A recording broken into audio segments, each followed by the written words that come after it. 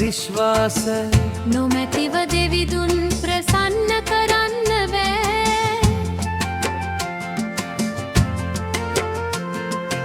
ඇදහිල්ල විශ්වාස නොමැතිව සමිඳුන් සතුටු කරන්නට බෑ.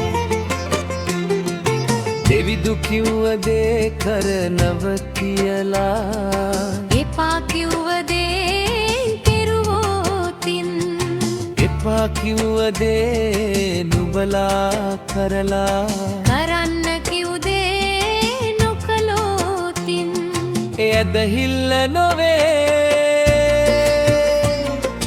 විශ්වාසේ නොවේ.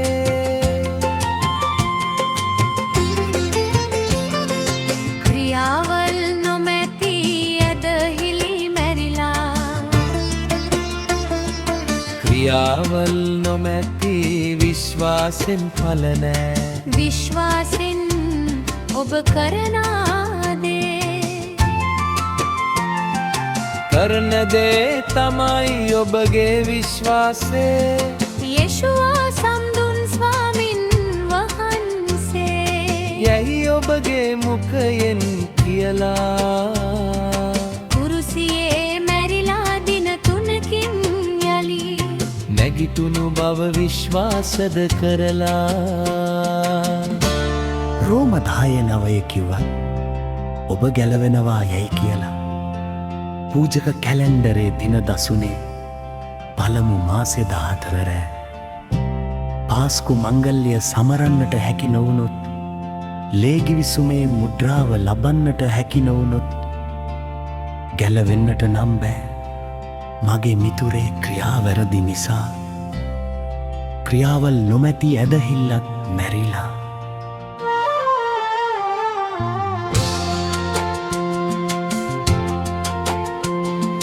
මිතුරෙකු කිව්වොත් දහවල් කෑමට ඔබේ නිවහන වෙත එනවා කියල විශ්වාස කොළොත් ඔබ උයනව උහු.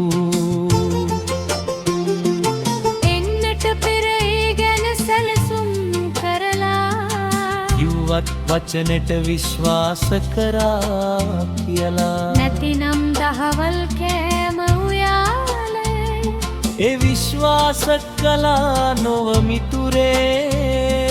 ක්‍රියාව නෑ වචනෙට ගැලපීල මිතුරා එන්න කලින් උයන්නට හැකි නොමොත් එනතුරු මිතුරා කෑම උයන් බලමුණොත් සතුටු කරන්නට බෑ ඔබේ මිතුරා ක්‍රියාව වැරදි නිසා. ක්‍රියාවල් නොමැති විශ්වාසෙන් පල නෑ.